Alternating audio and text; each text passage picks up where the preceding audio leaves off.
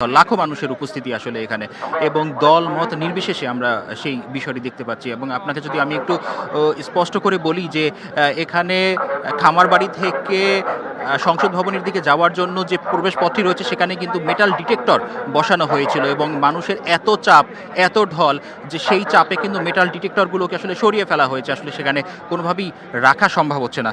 অর্থাৎ বেগম জিয়ার যে 4 দশকের বেশি সময় বাংলাদেশের যে অন্যতম একটি নেতৃত্বের যে স্থান তিনি দিয়েছিলেন এবং সেখান থেকে মানুষের মনে জায়গা করে নেওয়া, তারই কিন্তু প্রতিফলন আসলে এটি আমরা দেখতে পাচ্ছি। আমি যদি বলি যে আসলে 3 দফায় 10 বছরের বেশি সময় কিন্তু প্রধানমন্ত্রী হিসেবে দেশে শাসন করেছিলেন তিনি। তার এই দীর্ঘ রাজনৈতিক জীবনে খালেদা জিয়া ক্ষমতার উত্থান পতন, কারাবাস, তার শারীরিক জটিলতা এবং নানা রাজনৈতিক বৈরিতার মুখোমুখিও তিনি হয়েছিলেন, কিন্তু কখনোই কোনো ফ্যাসিস্টদের সাথে বা ফ্যাসিজমের সাথে তিনি কোনো আপোষ তিনি করেননি। রাষ্ট্রের স্বার্থে, গণতন্ত্রের স্বার্থে তিনি সবসময় আপোষহীন ছিলেন। সেই কথাটিই কিন্তু এখানে যারা উপস্থিত হয়েছেন তারা কিন্তু বারবার উচ্চারণ করছেন, তারা বারবার স্মরণ করছেন, তার যে অবদানের কথা সেইটিকে তারা স্মরণ করছেন। আমরা কিছু সময় আগে যদি একটু দেখেছিলাম যে আসলে মেট্রো রেলের একটি পয়েন্ট এখানে রয়েছে, অর্থাৎ ফার্মগেট যে মেট্রো স্টেশন, সেখানেও কিন্তু আমরা দেখেছি যে দুই দিক থেকেই, অর্থাৎ মিরপুরের দিক থেকে যে মেট্রোটি আসে এবং মতিঝিলের দিক থেকে যে আসে, ওঠা এবং নামার যে জায়গাটি, সেই জায়গাটিতে কিন্তু আসলে অগণিত মানুষের যে ঢল, সেই ঢল আমরা আসলে মেট্রোতেও দেখতে পেয়েছি।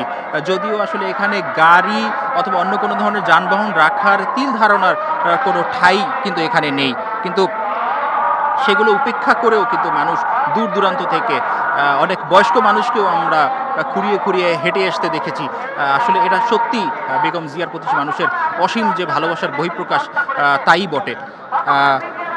এবং সদ্যপ্রয়াতই প্রধানমন্ত্রী ব্যক্তিগত রাজনৈতিক জীবনের যে সময়ের যে গুরুত্বপূর্ণ সময় তিনি পার করেছেন, সেই বিষয়গুলোকে কিন্তু তারা বারবার তুলে ধরছেন, তারা স্মৃতিচারণ করছেন।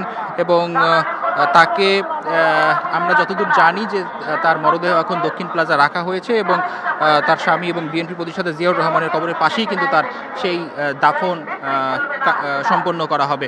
এবং তার জন্যও কিন্তু আমরা এখানে দেখতে পেয়েছি যে মানুষরা তার জন্য দোয়া করছেন যাতে তিনি আল্লাহ তাকে বেহেশত নসিব করবেন। এবং